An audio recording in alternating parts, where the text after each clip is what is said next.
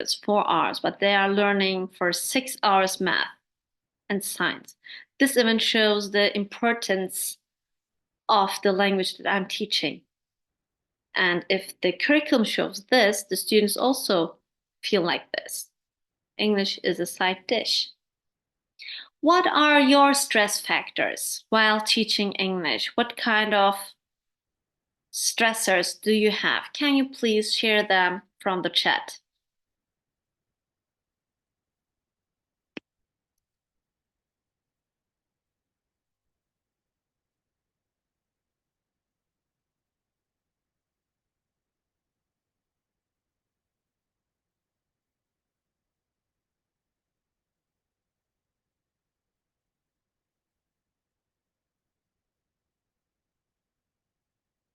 I'm trying to use digital tools in my classroom. We have a smart board, but at the beginning of the lesson, I usually have the feeling of whether the smart board will work. So that's a stress for me. If it doesn't, I can't use my material that I have prepared for hours, for example. So I always have to have plan B.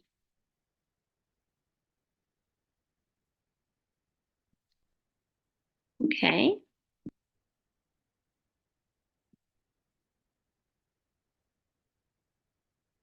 So this is a classroom where I'm using a lot of digital tools. Instead of, I have avoided using technology for a very long time as a teacher, until the epidemic, because it was always too confusing for me spending time. Instead of how to learn the digital tools, I prepared more materials.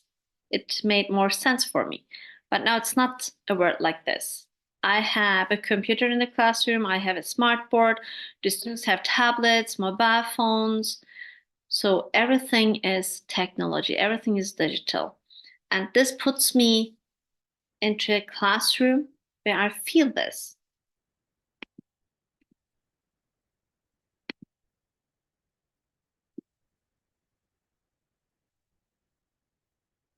So inside and outside the classroom, as I mentioned before, the parents or the students or my colleagues may want to get in touch with me about the course, the materials, about the student.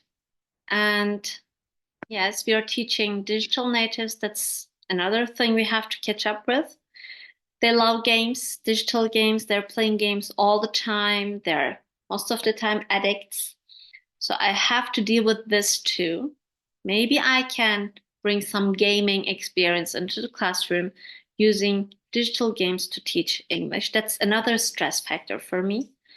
Digital plagiarism that we usually feel at the faculty, because when we give homework, written homework, we have to check whether they cheated on it. They took it from other sources, whether it's their own work or not. So that's another stress factor. I have to be able to identify this. And again, like untimely text messages or emails from everyone that I may receive as a teacher. So I can regulate it. I know what I have here. As a English teacher, I experience stress with my digital tools because I have to use it in the classroom and outside the classroom. I may receive messages like this at any time. So what can I do? What does digital mindfulness tell me? I need to observe, detect, accept, or change. This is the thing. I accepted the fact that my colleagues and my students or my administrative part tend to send me messages at any time in the day. I cannot change them, right? So it's possible to change how I look into the case. Okay, they are sending me messages, but I don't have to reply it Yes, they're expecting, but you have to teach that you also have some barriers. You won't look at your mobile phone after 9 p.m. So they may learn about this. So I never answer if it's really, really urgent, reply any text message after 9 p.m. But sometimes I may write a reply at 5 a.m. because I'm up at 10. So I reply. So that's how it goes. So you have to regulate the relationship about this. You can put time limit to your screen. You will say, okay, I can still reject the time limit and move on with scrolling, but at least you will know that you have already spent an hour on the screen or on your computer. There are also some applications that you can download on your computer and mobile phone, which notifies you that you have spent too much on the screen, so you can do something else. Most of the time, people, specialists on digitalism, they suggest to have digital detox, not having any digital tools for one day or a week. But personally, I don't think it's very possible. If you can do it, it's of course very perfect. But in today's era, it's not very possible because we are always in touch with people and we are teaching, we are teachers. So instead, I can limit my time, I can put my barriers, focus, and work on my stress factors. When I do all of these, what happens when I regulate all of my relationship with the digital tools? I reduce my stress, my burnout level. It improves my focus and concentration because you're focusing on your body, how you feel, how you think, what thoughts come up. Which ones do you make up stories with? Which ones you can look more objectively? So you work with yourself. This is concentration. It enhances emotion regulation instead of feeling angry or disappointed about what you are feeling, experiencing here. You just accept the fact and move on. It increases creativity and innovation because you can put your limits to using it. You can change your relationship with the digital tools so you can be more creative and innovative. And it fosters better relationship with students and colleagues because you're calmer now.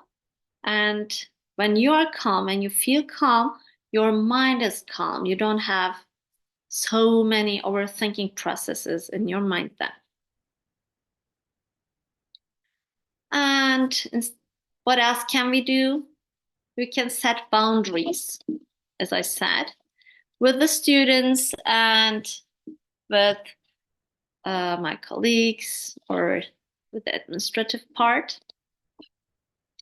So I can schedule tech-free times. For example, I can say that between 9 and 11 p.m., I won't take any digital tools. So this helps me not to reply my colleagues, my students, or not to prepare anything on digital tools. Or I can give some specific times, designate some specific times on the use of technology. Or I can use notification blockers. Because whenever you download an application, sometimes we don't notice that we allow them to send us notifications. Just put them off. Don't use the notification part, so you may also feel a little bit relieved. You can take mindful breaks with mindful, like you can focus on your breath, on your body, on your feelings for just maybe 2 or 3 minutes. And you can feel refreshed. Or you can have some mindful walks, movements, so you can feel stretch maybe. You can feel relaxed also physically. Mindful online interactions or with the students or with the people that you're interacting. What do we mean with on mindfulness? Like mindful communication. Again, you put your judgments aside, try to look objectively instead of saying that that person is always humiliating me. No, maybe just from another side, he's just meaning what he's really saying to you. And you can promote digital mindfulness in the classroom. You can integrate mindfulness exercises into your lessons and encourage your students to be more responsible in technology use and model some mindful behaviors in the classroom. So they will also learn how to be digital mindful, and you will be also practicing it with your students. Okay. These are my references I have been using. There are also good podcasts from Michael Harris. On YouTube, also, you can listen to him. He works on digital mindfulness in general. So it may help you in putting your relationship with technology into a more positive way, maybe. And yes, thank you very much for listening. If you have any questions, we can receive them. Thanks a lot. Thank you, Dr. Mirar, for this insightful webinar, and I'm sure that everyone has benefited a lot from you. So everybody, if you have any question, you can write your question in the chat, or you can simply unmute yourself.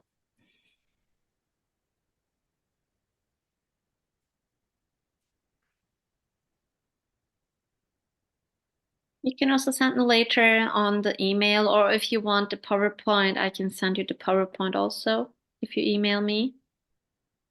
Okay.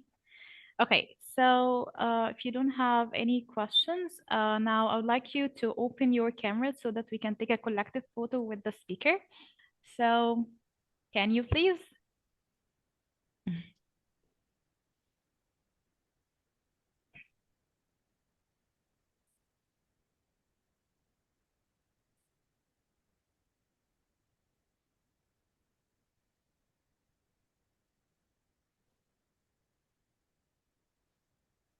Okay.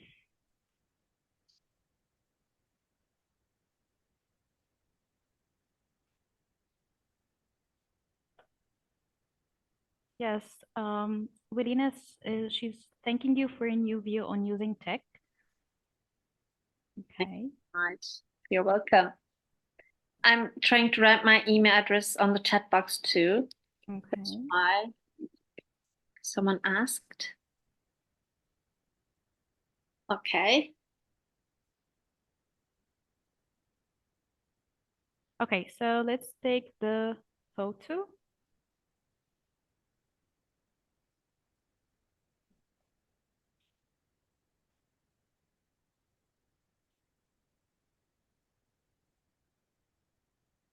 Thank you. Thank you, everybody. And have a great day. Yes, there will be a certificate. It will be sent to you via email. Thank you. Thank you again very much to PUA Teacher Training Center for giving me the opportunity, and all of you, thank you very much for attending. Thank you. Goodbye. Bye bye. Bye-bye.